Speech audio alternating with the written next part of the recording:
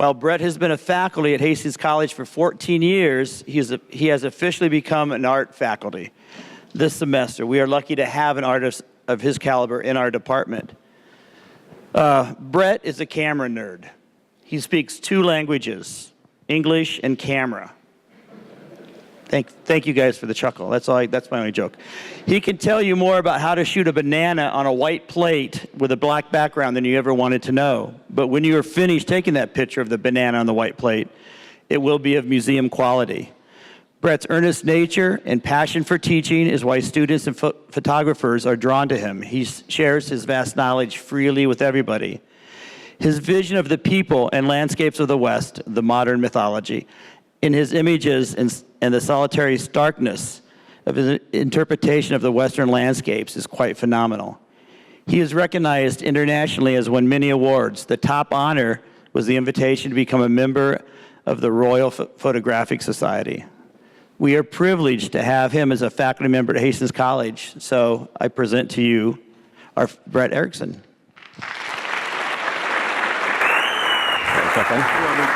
Love you, babe.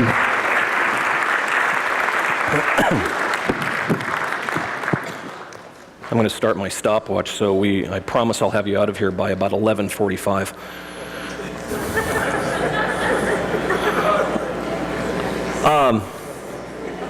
Hi, good morning. Let's try that again. We're all awake. Try coffee again. This is only my 4th cup. Hello, everybody. Outstanding. Before I begin, it's important to offer some acknowledgments. First, I'd like to thank both the faculty of Hastings College and you, the student body, for this honor.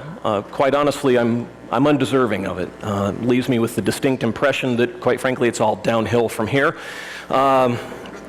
This is also, as far as we know, the 50th year of the invited faculty lectures, and I want to thank the Artist Lecture Series Committee, President Travis Feazell and Dr. Gary Johnson for their continued support of what I think is an integral part of the Hastings College community.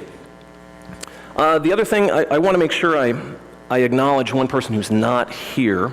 There will be a couple of these, but I do want to thank Sam Abel. He wasn't able to attend. He's in Mexico right now, but he is the man who inspired my work as a photographer. We share a love of the poetic and the anvil flat horizon of the Great Plains, and I owe him for starting me down the path of living a photographic life. I also want to thank Andrea Engel and Eric Nielsen and Brad Davis for setting all this up with me, because otherwise you wouldn't hear me thank Sam Abel for starting me down this path. And then finally, check which coffee cup it was supposed to be. That's the one. I want to thank my family. They've had a lot of years of putting up with someone who lives the itinerant life of a photographer. Photographers have to go. We have to be in the field, and that means that I leave for days and weeks at a time and call sometimes, and sometimes I don't call. But my family has done a wonderful job of putting up with that over 25 years. And so I wanted to make sure I thank them for all the patience they've put in. So first of all, my mother Judy and my father Ken, Denny and Carol Storer, my kids, Kira and Ian, and then finally my beautiful wife, Irina, who still mercifully has terrible eyesight and bad taste in men. It is your support that really made these images possible. Last but not least, a solemn piece of this. My lecture today is dedicated to the memories of 2 people who this community lost in 2017. Dr. Jim Locke and Dr. Charles Evans. Jim was one of the finest human beings I ever met, as was Chuck Evans. I recall sitting in this place as a freshman, listening to Dr. Evans talk about the price of government. And little did I know at the time he would become one of my 2 closest friends and mentors. And I really hope that if he's here somewhere today, I don't terribly disappoint him. So, the title of my lecture today is Cowboys, Legends, and Storage Units, Photographing the New American West. You've probably surmised this talk will be about photography in the West, but the rest likely makes no sense at all right now. But I promise you there's good news. By the end, you'll be even more confused. So, I am a photographer at heart. I live a photographic life. So I'll show my images in this lecture, but with the intention of revealing how I examine the problem of making visible the transitional dualistic mythology of the new American West. That's not any small task, for the region I tackle is both vast and complex, and simply put, it's not an artistic problem for one series of images, but rather several lifetimes of them. So let's start easy. Photographers are not unique among artists, for our visual heritage scripts our sensibilities and our art. It's important to understand the heritage of the individual if we're to understand the art. So first, a bit about my roots as a photographer. I come from Scandinavian immigrant stock who farmed first in Sweden and then in the Great Plains, meaning I have a relationship with the land that is quite literally bones deep. So as a young boy, it came as no surprise that I was no city kid. As my father's family had been for generations, one could see that in my future I would be tied to the land. That or a really chubby shortstop for the Red Sox. In 1977, my parents moved westward in Nebraska, toward the Sandhills, just a few hours from Hastings College. It's a vast sea of dunes held in place by prairie grasses, and it's a place unique to the Great Plains of the American West. Trees are sparse, and the wide, empty spaces became my playground at the very moment that I began to be poetically and visually aware of the world around me. And in case you're wondering, yes, in this picture, my cousin Julie is actually tossing me in the junk pile out back of the house. So I was born into a family who felt the West in their bones. There were no amusement parks or resorts as enthralling as prairies, mountains, canyons, and forests in the West. My path was predetermined by the countless moments I spent living in those landscapes. I was destined to love the West. By the way, please notice that no matter the type of mountain adventure, my father always wore cowboy boots. Some things are quite simply non-negotiable. And also, like countless others in America, my maternal grandmother subscribed to the National Geographic magazine. And she saved every one of them with the absolute certainty they would be profoundly valuable someday. In my eyes, they were, and I spent countless hours in the basement of her house looking at photographs. In fact, I'm fairly certain I didn't know there were articles in the National Geographic until I was about 20. I knew there were pictures. My mother vividly recalls, though, a moment when I was 6 years old. I bolted upstairs with a National Geographic in hand, shouting, "This is what I want to do." And I thrust out this image. A team of father and son fished the North Atlantic. The image is in color, but barely. The father's expression shows how he is within himself, revealing the landscape of his personality. The man who made the image, Sam Abel, would later become one of my most trusted friends and mentors, and more than any other, this image forged my path as a photographer and one who lives a photographic life. Although I really may have briefly considered a career as a cosmetologist. There were other photographers, though, who impacted my vision. William Albert Allard's use of light, division of the image, and his skill with expression while photographing the West also spoke to my own sensibilities. Here was someone who understood the West, and I hoped to do the same.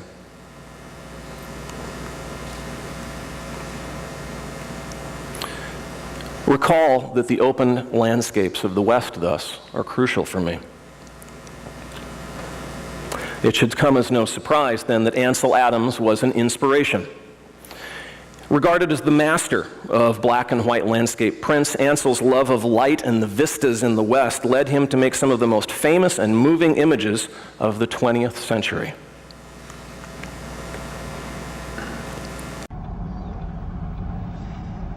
All these houses that you see have been built. In fact, I find it very hard to locate Hernandez, but it will show up in a minute. In fact, I think we're coming to it now, and Well, this tremendously exciting scene, and I had to beg everybody in the car to help me to get everything out, get the tripod, and the magnificent white mountains, clear day. Church had a flat adobe roof, and the moon was up about, maybe 30 degrees, several days before full. And there was a long line of clouds over here, and the sun was just running along behind them and putting the light on the white crosses. And I had a rather tragic time trying to get things set up. Well, I couldn't find the exposure meter, so I knew how bright the moon was. That is what the luminance was. And that was 250 candles per square foot. And if you knew that, you could put that on the scale and compute the exposure very quickly. I think it was one of the great scientists who said that chance favors a prepared mind. In this case, I happened to be sufficiently prepared to make this work. I instinctively felt I had quite an extraordinary image, and I think you know it. It seems to have something about it that attracts a great variety of people.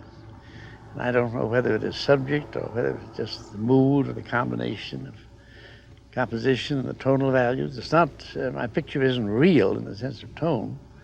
It's real optically, but it's a much richer and deeper value. So people just seem to like it. And for that, I'm not ungrateful. I have lots of pictures that I think are just as good, but my public doesn't seem to agree with me. This is the actual Moonrise Hernandez, New Mexico image as shot by Adams that day. November moon ascends into the clear New Mexico sky above the Sangre de Cristo range. And in the foreground, a small adobe chapel and a graveyard are lit by the last light of the setting sun. But ironically, it's an image that's made from the top of a car on Highway 84. Moreover, the image itself is a myth, for at no time did Adams ever intend for the final print to look like this negative.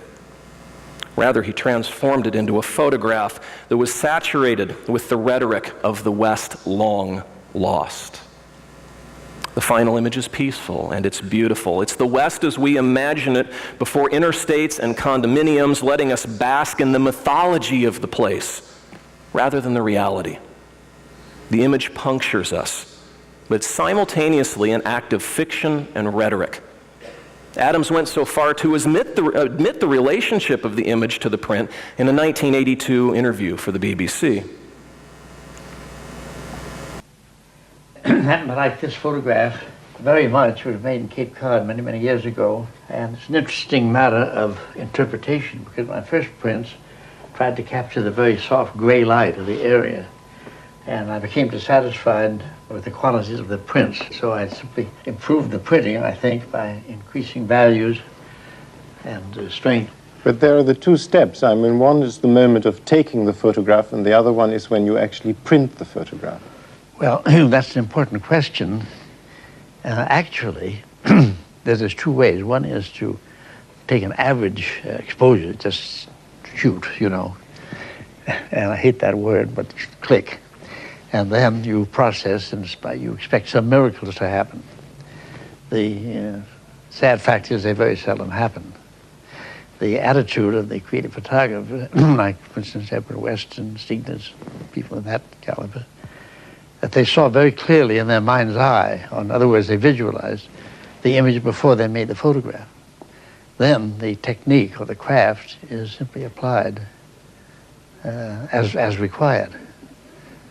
And while you do have certain, you might say, enhancements as you print, things details become revealed, you never can escape the original visualization.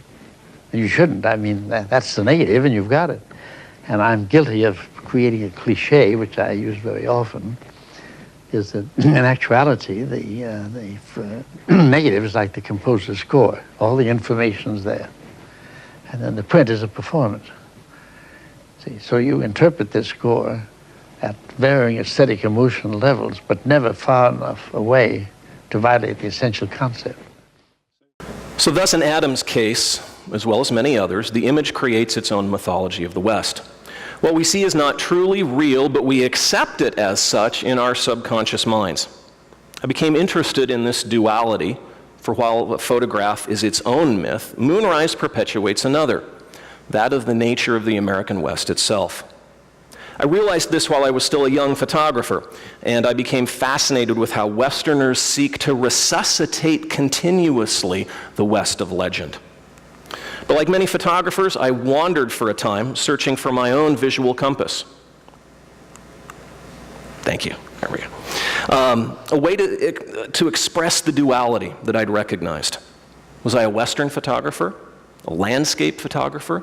It's not enough to wander and shoot. It's not enough to love and photograph the West. For images to have lives, the photographer must have a poetic purpose, and I had yet to find mine. But Ansel Adams remained a strong influence on me, as did Sam Abel.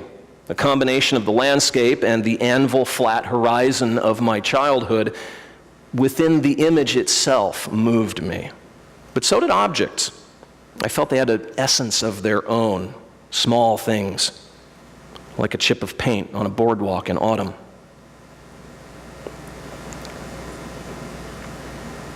Or a trio of boulders in a mountain meadow in a moment of stormlight in high summer.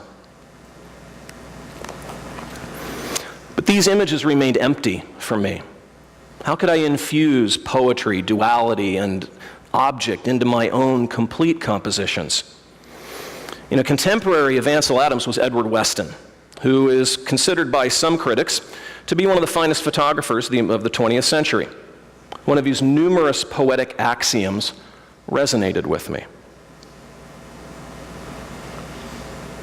I was looking not to show but reveal, to allow my subjects to become more than they are.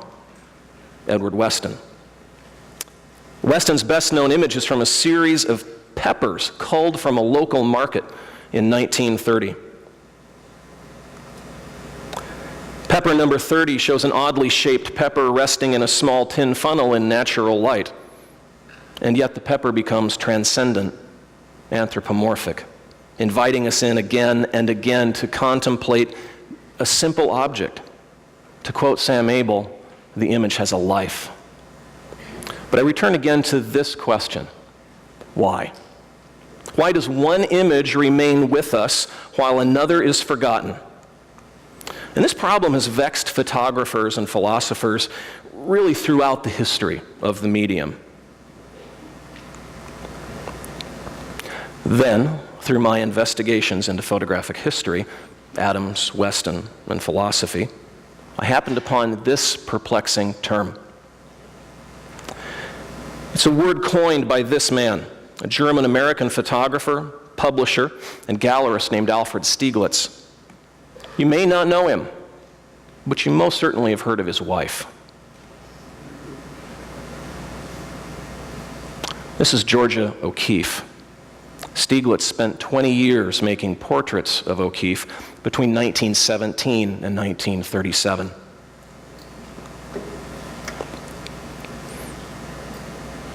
This is the most famous from those years of work, and I quote from Lisa Hostetler at the Metropolitan Museum of Art: "Stieglitz's refusal to encapsulate O'Keeffe's personality into a single image was consistent with several modernist ideas.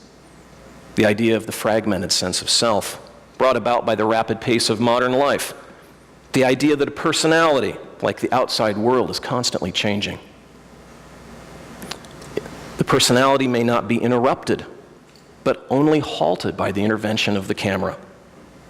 Finally, there's the realization that truth in the modern world is relative, and the photographs are as much an expression of the photographer's feelings for the subject as they are a reflection of the subject itself." Stieglitz applied this philosophy to his own images of the natural world, such as this one. It's intended to show his exact emotional state, his response to the scene at hand at the very moment he released the shutter. It is an important moment in photography, one in which we have the realization the photographer is ever present in a dialogue with the scene and the image. This idea was not lost on Georgia O'Keeffe. The idea of equivalencies emerged in her own mesmerizing paintings of the West, such as this one. In fact, she often shared Stieglitz's term for explaining her work, and some art historians have hinted it may not have been Stieglitz but O'Keeffe that coined the term in the first place. And as she said, I had to create an equivalent for what I felt I was looking at, not copy it. By the end of this search, I realized I was less concerned with documenting the West, making photographs of a place, and I was more focused on discovering my own equivalents, creating photographs about my feelings and responses to the state of the modern American West. What this meant for me was I could no longer think of myself as a documentary photographer. I abandoned any ideas that I would remain a photojournalist.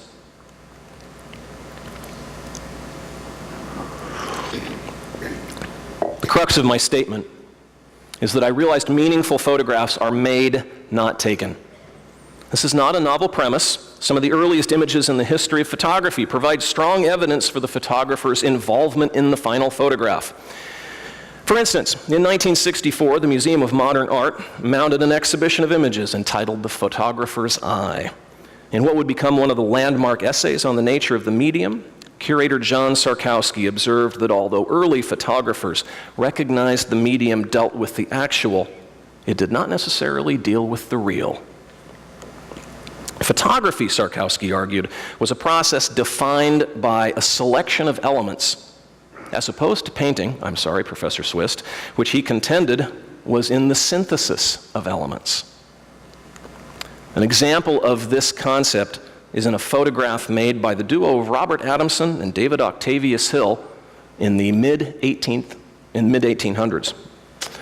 These two men are widely held to be among the first photographic artists, and this image is a strong example of why. St. Andrews, North Street, Fisher Gate, women and children baiting lines, features a strong diagonal line. It's created by a street edge, leading our eye to the women at work. The subjects sit in a semicircle, and their white bonnets draw our eye and frame the subject, who just happens to be a woman appearing to be walking to the group with her basket and a child in her arms. And yet this image is a farce. It is made, not taken. Let me tell you why. Photographic technology in 1842, such as we have now, was not 20 years old. As such, the very slow exposing materials used by Adamson and Hill required all the women stand still for at least a full minute. If they'd moved during that time, the image would have been blurry. What's more, art historians generally agree the linens hanging from the window in the center top of the frame are placed there, not found there. Adamson and Hill carefully selected these elements to create the image. And they weren't alone. Among the most prominent and artistic of those early photographers was Julia Margaret Cameron, and she too made images rather than taking them, using light and props and tricks to create mood and depth. In Cameron's portrait of Julia Jackson, the subject peers directly into the lens of the camera, fixing our gaze upon her. Her neck and her head seem to float ethereally in the darkness, a soul moving about the world, but yet among us. It's less a portrait of Jackson and more of one which is about Jackson's spirit. It's fitting that Julia Jackson was also the basis for author Virginia Woolf's character, the beautiful Mrs. Ramsay, in her novel To the Lighthouse. A passage from Woolf's diaries is often connected to photography and its seeming ability to keep a moment forever.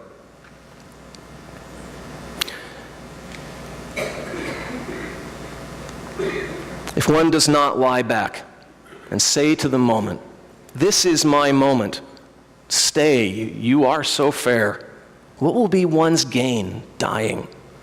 No, stay this moment. No one ever says that enough. Virginia Woolf. So my photography would be less of documenting and taking, more of finding and creating moments about the West which stay but simultaneously reflect our perceptions and our myths of the West.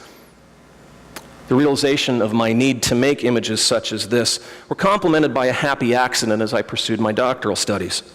I became interested in a qualitative research method which was founded in a school of philosophical thought called phenomenology. There'll be a test afterward, make sure you take notes. Explaining phenomenology is beyond the scope of this lecture. I'll leave that up to David Lovkin. But there's one concept within it that inspired me to make new kinds of images. The philosopher Edmund Husserl forwarded the idea of noesis, which in simple terms is the notion of how we perceive an object, how we internalize an object, and its characteristics as we perceive them to be. Husserl called such things intentional objects. For example, in this image we see a tree in clouds. There's no doubt it's a tree, for it has all the characteristics of trees, except for leaves. The clouds are clearly clouds as well, but they have an interaction in the image, the clouds and the tree. They create a connection, a synthesis. All of us here now have a sense of the intentional relationship between these two elements, while also still perceiving the individual elements within that relationship. But in reality, the clouds have gone many years ago. Such clouds will likely never again be in this arrangement with this tree at this vantage point again. And if the tree should burn, the tree will change. Much of it will cease to exist in the form we expect because we've seen it. And yet our perception of the visual relationship between the tree and the clouds will remain in our mind's eyes, our memory. And observe, the objects are gone, the image is gone, but the objects as you perceived them in the image live on in your vision. You remember the image, you remember the relationship. As Wolfe wrote, stay this moment. And yet our memories of the image are fabricated memories of the place. They seem real enough to us. And if it's photographed well, the object becomes more than it is in reality, in a way transcendent and immortal. Edward Weston was aware of this dichotomy, and he embraced it within his own images. This then, to photograph a rock, to have it look like a rock, but be more than a rock. Significant presentation, not interpretation. Edward Weston. So now you can see that the last 30 minutes of this lecture has been essentially preparing you to understand how I make visible the act of perceiving and constructing our internal and our shared myths about this American West in which we all live and go to school and go to the grocery store, things like that. So, let's begin. Maybe. That's a good computer. Sam Abel taught me that the image is smarter than we are. It knows it's a photograph before the photographer does, and I needed an image to show me how to begin tying my ideas together.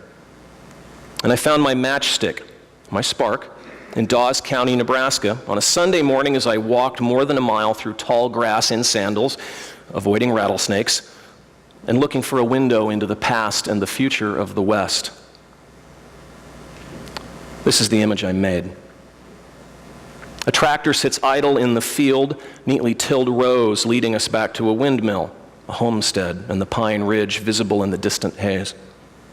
2 red-winged blackbirds are hoisting themselves into the air from their perch on a fence. It is a pastoral scene in that window. But the scene is framed not by a window, but by an encroaching coal-stained metal and cold lines of an industrial world, and the graffiti signals a storm on the horizon. Change. And now I knew I would make visible the modern, changing American West. Transitions, legends, and myths. I would make visible the West we create in our minds and our actions, the West as we hoped it would be rather than documenting the West as a collection of objects and individuals. The following sequence is a good illustration of the process of how I make these images. On a hot July evening at a rural rodeo in Nebraska, a cowboy operates a miniature Ferris wheel for children. You don't see that very often anywhere, a cowboy running a Ferris wheel. We have grand sunsets in Nebraska too, and on this night the sun mercifully drops below the horizon to illuminate a band of clouds directly overhead. But it's not yet a photograph. Some of the pieces are present. It needs a moment, a line of demarcation between the legend of the West and the industrialism of the children's modern lives. It needs dramatic light, and it needs expression. So, I position myself close to the Ferris wheel. I place the cowboy toward the right side of the image.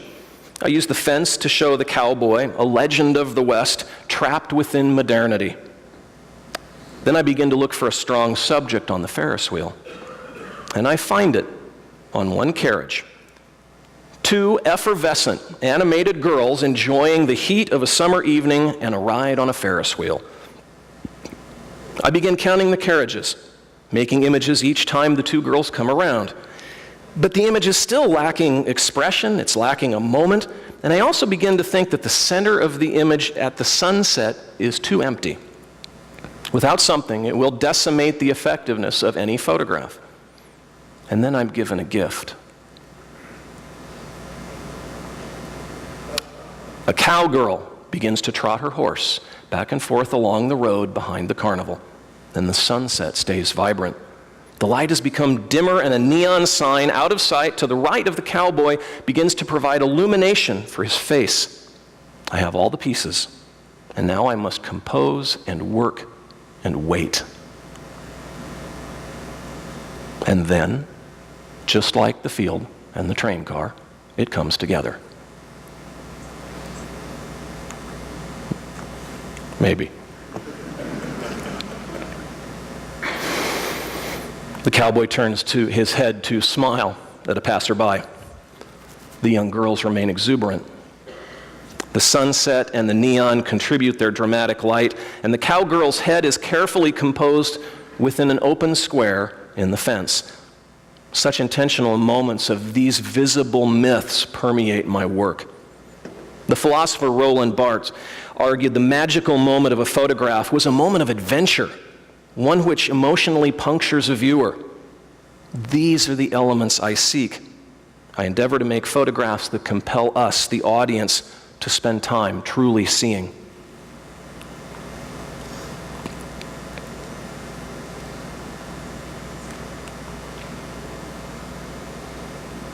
A train moving through the sandhills on a winter evening.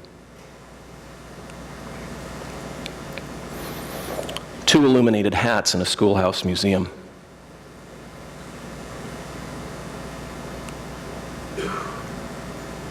A cowboy and his daughter eating lunch in a hotel courtyard.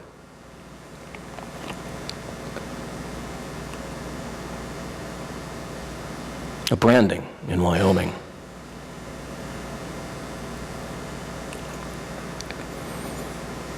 Two children without a chaperone at a county fair.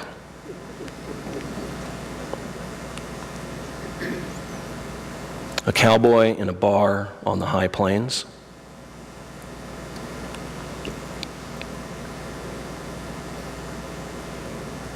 And a boy and his dog in Wyoming. Another photographer whom I deeply respect once chided me about working in both color and black and white. Quote, "You need to choose," Alex said. The message stuck, and I realized I had to make a difficult choice. While color appealed to me, I saw change in mythology as fitting black and white. All of my images are about these transitions and these myths in the West between legends and reality and past and modernity and pastoralism, industrialism, decay and perseverance. So I switched to black and white permanently and began to explore through tones myths in rural rodeo. A saddle bronc rider leaving the chute. A boy watching a girl in high summer.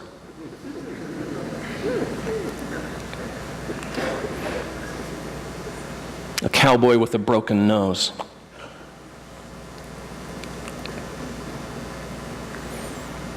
Cowboys at Anthem.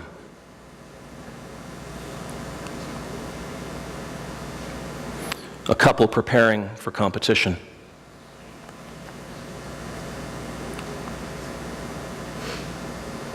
Cowboys resting in the chutes.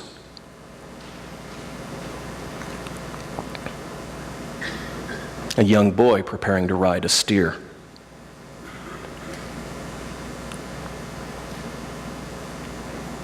A bronc rider preparing for his shot.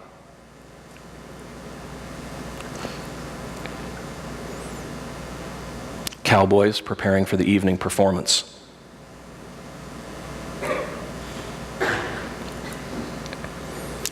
Young cowboys vying for the honor of collecting tack.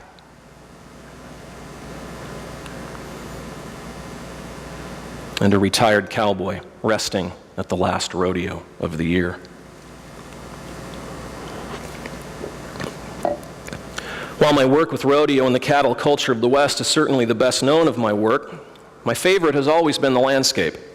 The open vistas of the Great Plains and the high mountain valleys are especially poignant for me, as you've heard. And I've also explored how to make visible the genesis of myth and legend within the landscape. A cattle chute surrounded by a storm.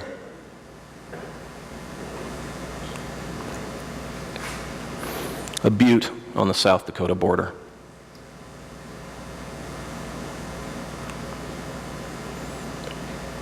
Horses before a gathering storm.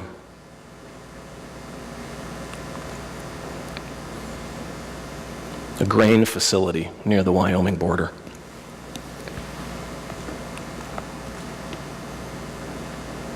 A roadside attraction in Nebraska.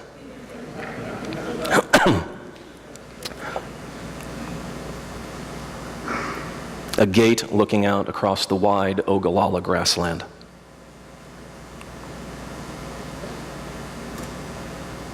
And a skeleton in a draw on the high plains.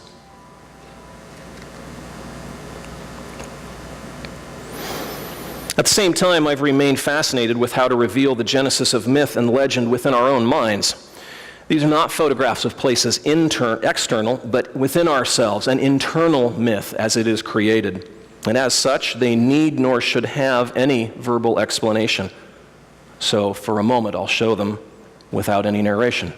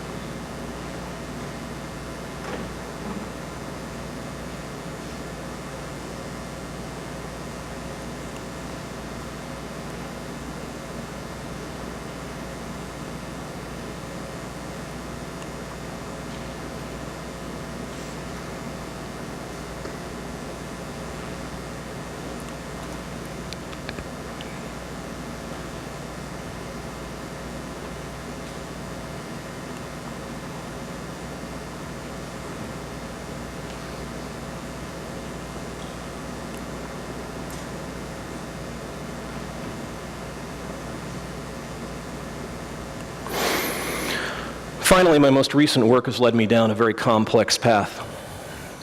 The image-making process is a painful one. It requires we be emotionally and fully present, hoping for ever greater empathy with our quarry in the hopes that our visual efforts will be successful. I became viscerally aware of the change humanity has wrought upon the West long ago, but in recent years, during explosive growth in the exploitation of the landscape of the West, the pain of all of these scenes became too unbearable for me. A passage from Edward Abbey's Desert Solitaire seemed especially relevant. If industrial man continues to multiply his numbers and expand his operations, he'll succeed in his apparent intention to seal himself off from the natural and isolate himself within a synthetic prison of his own making.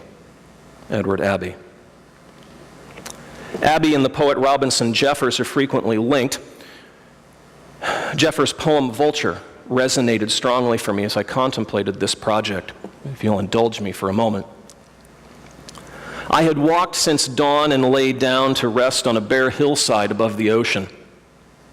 I saw through half-shut eyelids a vulture wheeling high up in heaven, and presently it passed again, but lower and nearer, its orbit narrowing. I understood then that I was under inspection. I lay death still, and I heard the flight feathers whistle above me and make their circle nearer and come nearer. I could see the naked red head between the great wings bear downward staring, and I said, "My dear bird, we're wasting time here. These old bones still work. They are not for you." But how beautiful he looked, gliding down on those great sails, veering away in the sea light over the precipice. I tell you solemnly, I was sorry to have disappointed him. To be eaten by that beak and become part of him, to share those wings and those eyes, what a sublime end to one's own body. What an enskyment. What a life after death. And these two literary figures thus walked me through an exploration of the moment, the line of demarcation in which Abbey's two worlds invert, the synthetic and the natural. The wild becomes subjugated to humanity's ever-growing hunger for the fabricated and the counterfeit. The photographs look real, as though they are of the West, but in reality they are about its antithesis and its ethereal state. In response to that need, I employed a title for the series appropriated directly from Abbey's writing.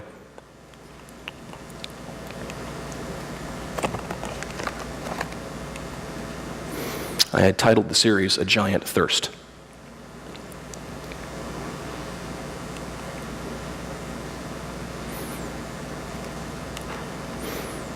Horses on the high plains.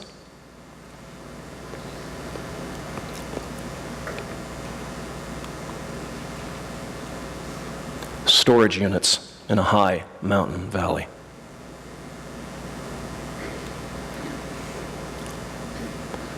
Dereliction in the Rockies.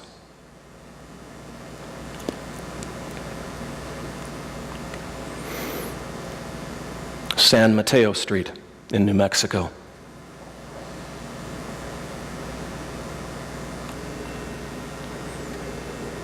A fence on remote ranch land.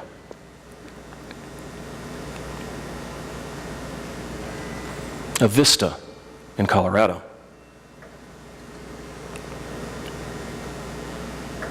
Mining country.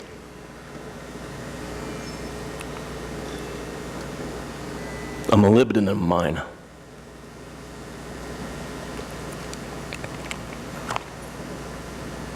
A company town in Wyoming.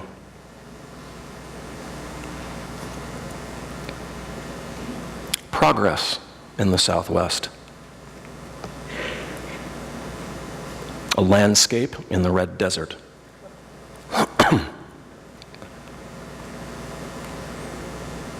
A reservoir in Montana. A beer garden in Wyoming.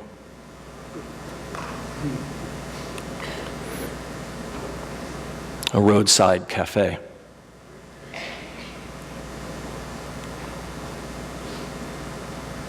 A video store in Wyoming. A derelict flume in the high desert.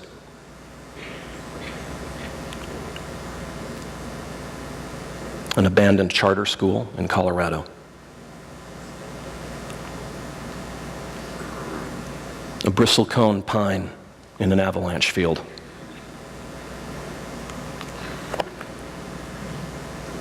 A recreation area on the Gunnison River.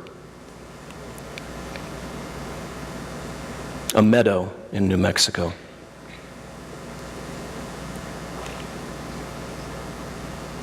Main Street in the Southwest.